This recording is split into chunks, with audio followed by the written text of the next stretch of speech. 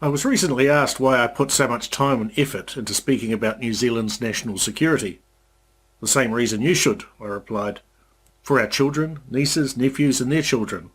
Hi, I'm Simon Ewing-Jarvie. It's our responsibility to leave a better, safer, freer country than we inherited, and the only way that's going to happen is if ordinary citizens are involved in the national security conversation. That conversation should start with a comprehensive national security strategy being formulated, not the compartmentalised and under-resourced thinking which has been allowed to take hold, because that is indefensible, New Zealand. G'day Heather, welcome back. Thanks very much. National security postures for New Zealand, that's the topic for today. What do you mean by a posture? Well, it's not the crane stance from Karate Kid. I'm standing with good posture, is that what you mean? No, and the thing is, you hear about geopolitics and all those flash words, but the whole idea of this podcast is to have a discussion for everyone and not just academics and officials and politicians. So let me give you a simple analogy. You live in a nice house in a nice neighbourhood, and you've got neighbours on either side that you get on with, but they can't stand each other, and they are frequently shouting, occasionally throwing things. Now across the road, you can't get them to stop.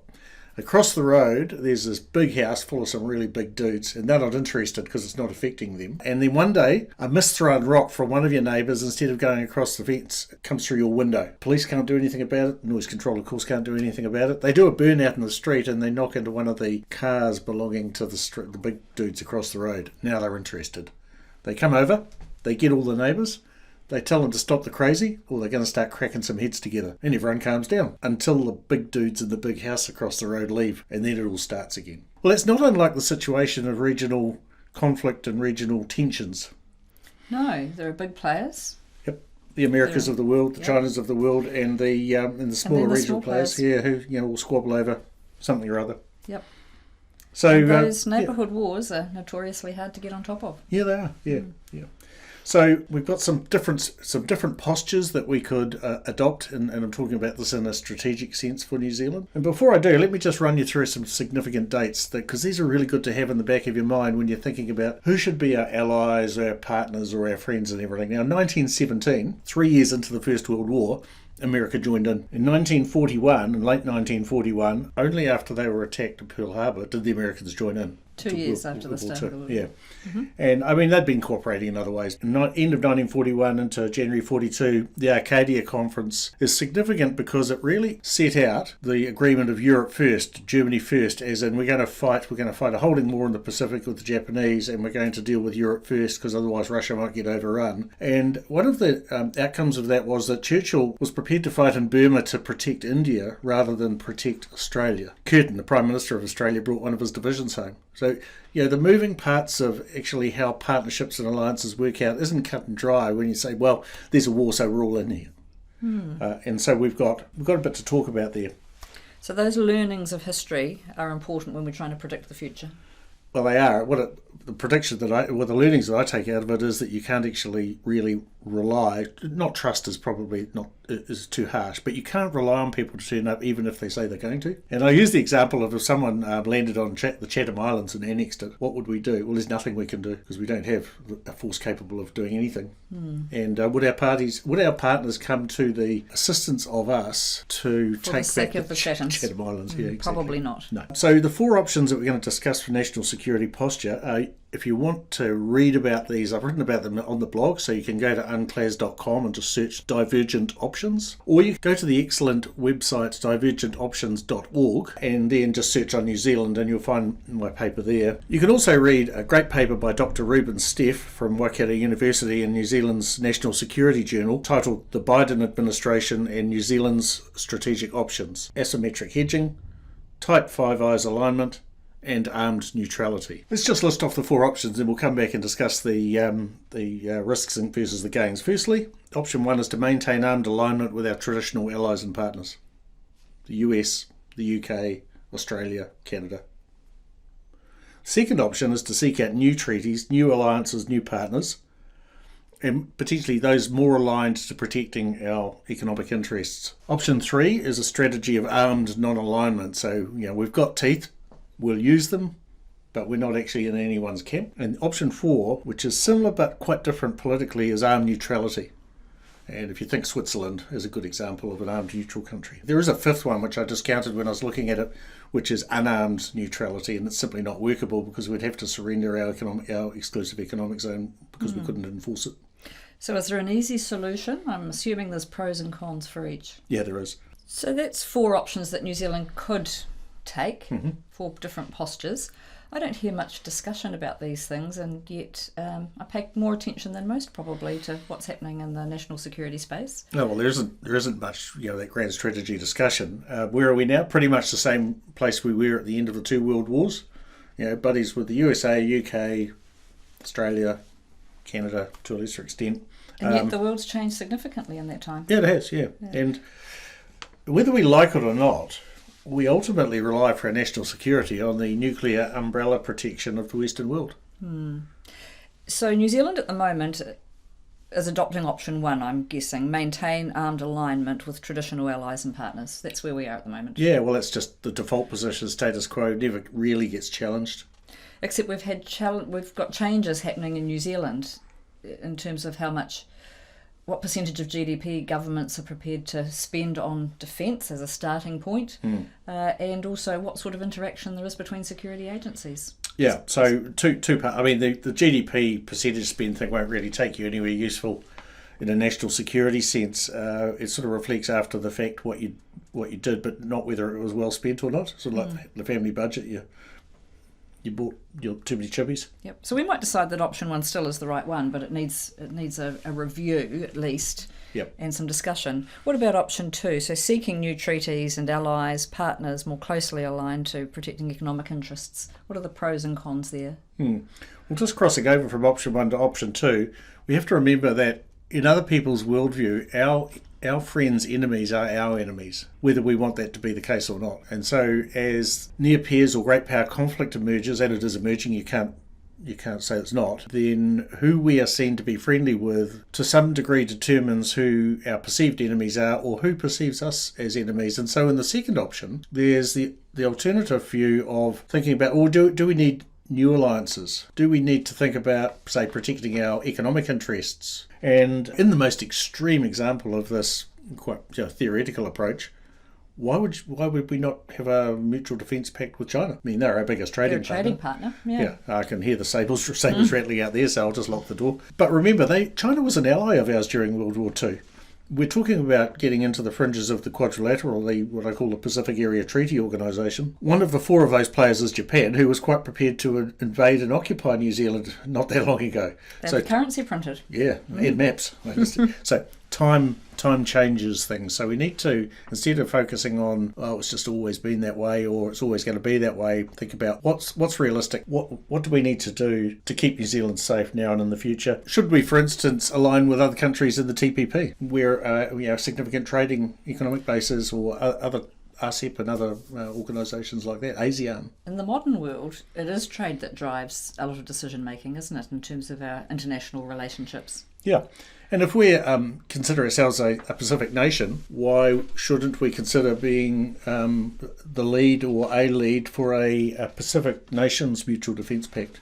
So in this circumstance, there would certainly be some loss of Five Eyes intelligence sharing because we might not be in the Five Eyes anymore. There'd certainly be some loss of trade, but we need to remember, as much as China's a big trading partner, over 40% of our existing trading partners would probably back a US-led coalition going off to do something militarily. Yeah. We'd certainly need to increase and adjust our defence capability to align with new partners, so there would be an initial cost. So it's not a simple case of out with the old, in with the new.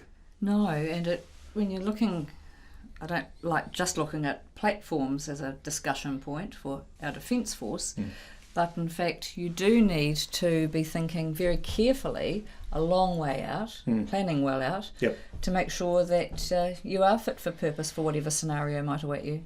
Yeah, and just to show some of the practical difficulties of actually changing treaties when you've got platforms, for instance, that are authorised for you from, say, the United States, we're not going to be allowed to take one of our Poseidons and land it in a country that the United States deems to be a threat, and let them have a look through and see how it all works. So there's all sorts of, we shouldn't discount having that discussion, but there's all sorts of practicalities involved in it. It may not be, though, it's either or. It may be a both and situation between option 1 and option 2. Right. So option 3 then, the strategy of armed non-alignment. This fits best with our theoretically independent foreign policy, which successive governments like to roll out whenever they make a decision that other countries don't like. We're not actually that independent, but it does play well to the idea of doing, only UN Security Council resolution operations. We would find there would be trade and political and military implications for it, and undoubtedly our interoperability with almost everyone would degrade over time, because the only way you could remain armed and non-aligned is to buy what you could on the world market. And some of our existing partners wouldn't be supplying us with military equipment, for instance. It seems to me we're just too small to carry that one off. Yeah, but having said that, I'm going to talk about Ireland, and there are countries that are very close to that. It would result, I think, in a drift towards peace support operations and humanitarian assistance, disaster relief only. Over time, we would have less mass, less lethality and less sustainability, and over a relatively short period of time, I think. Politically, I think at the moment anyway, that would have quite a lot of appeal with the general public. Yeah, it is superficially appealing, but very hard to pull off in reality. If you think that even a power as large as Australia can't actually fight and win a war on its own. No. It can't actually defend itself on its own, and yet its capability and its expenditure on national security is massive compared to us. They still can't do it alone. No. And you've really piqued my interest with option 4, which is armed neutrality, because Switzerland has been since the end of the Second World War anyway, such a fascination in the way it organises its national security, hasn't it? Yeah, and they've got terrain on their side, but actually so have we. Yep. There are some advantages. They've got national conscription. Everyone serves until 50 in some form, and they spend up front to arm, and they're a bit of a prickly nest to get into. Now they don't actually spend a tremendous amount to maintain that. No. This gives us the greatest independence in terms of foreign policy, and it's the only posture that would enable us to be this so-called broker role between, people have been talking about, we could broker a deal between this country and that. Well, that's never going to happen while we're allied with one of them. No. Or even in a friends relationship. But we could realistically be the broker in the same way that the Swiss are the international Red Cross hub, if you like. We would absolutely need to supercharge the economy to pay for that, because we would have to ramp up all sorts of capabilities. But hey, supercharging the economy isn't a bad thing. It would take at least 10 years by the time you got all the parties and all the people, or most of the people, to agree, because you don't want to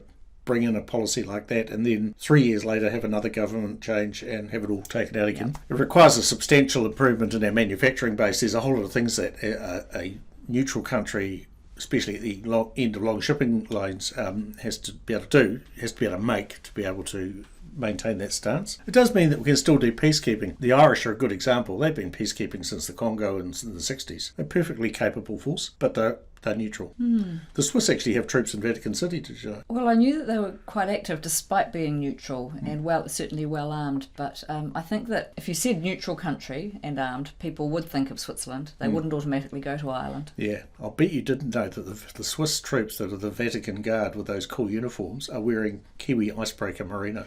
I didn't know that. It's flash resistant and warm. And we're not sponsored by Icebreaker at all, folks. That's the 4 options in a nutshell. Does that make sense? Yeah, it does.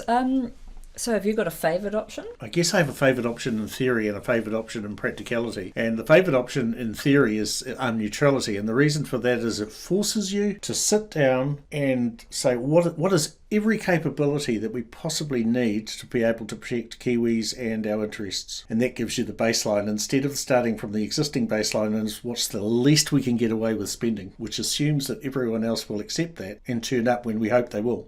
And I go back to the Chatham Islands. If you use neutrality as the base of the planning tool for determining what essential supplies, manufacturing and defence capabilities we need, it addresses the whole issue of how much mass, how much lethality, how much force projection and how much sustainability we need. It has to be able to cover the Southwest Pacific territories. It has to be able to cover our huge search and rescue zone, our humanitarian assistance and disaster relief responsibilities in the region, economic zone and the Southern Ocean. Once you've established that, you can then work backwards to say, well, what's practically achievable? And what we should be doing is not discounting working with other partners who share our interest in economic wealth in ASEAN and in CPTPP and so on and so forth. And we also need to look at the Pacific Island nations and take some lead there if we're going to actually, other than just aid, which is all we seem to do, military aid and foreign aid of other sorts. So as you were talking through the various options, it took me immediately to wearing my business consultancy hat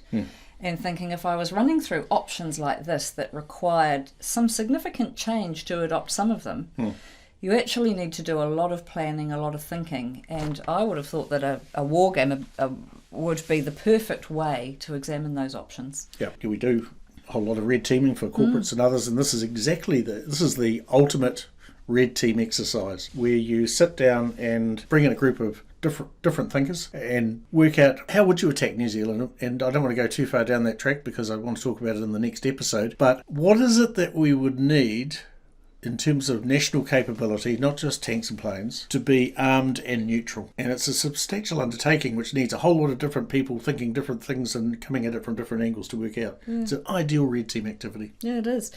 Just take one example, move away from the defence aspect or the hard platforms, but manufacturing. If you're starting to talk about New Zealand manufacturing so that we're much more independent than we are at the moment. Pharmaceuticals is probably a great example. Yep. That in itself is a significant change and requires significant investment.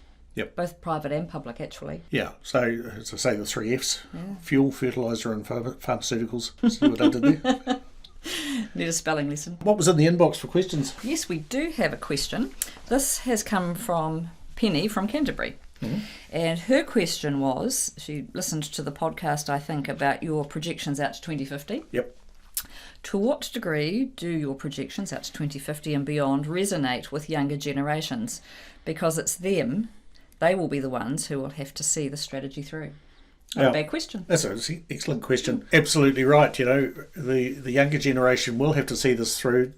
My projections have come from Statistics New Zealand, as if you've listened to the episode you'll know, or the data has come from there, and then I've applied my own logic to it, my own set of eyes. Now, I'd encourage other people to actually go and do that as well, see what you think. Do you agree? And what I really would like to hear from is from younger people in the audience. So I probably haven't got thousands of millennials queuing up at their earbuds to listen to this, but if you know some, run that episode 2 and 3 by them. It's only a couple of short episodes. See what they think, and please encourage them to send in their comments and questions. You need to turn those into a video game. Crikey, it's still midnight to 6 a.m. left, I suppose. Next episode. What are you going to be talking about? I'm going to be talking about weaknesses and threats in New Zealand, and I want to go back to, I referred in an earlier episode to attack versus invasion. I want to talk about attack versus invasion versus occupation of New Zealand and the surrounding waters and territories that we're interested in, and how I would create and operate a red team to show how that should be assessed. I'm looking forward to hearing that. That's it for this episode of Indefensible New Zealand. Thanks for joining the national security conversation. If you found this podcast episode useful, please subscribe and share it with your friends. For more information on New Zealand's national security or to send in questions for the series, please go to my website, unclas.com.